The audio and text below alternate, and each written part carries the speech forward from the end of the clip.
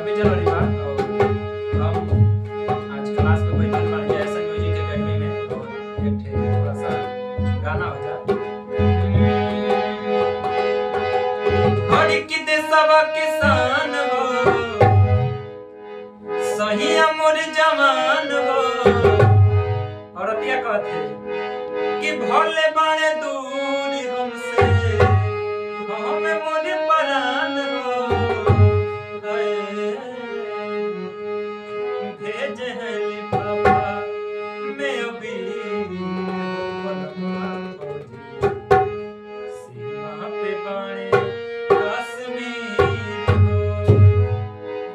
अब मास्टर और कि देशवा के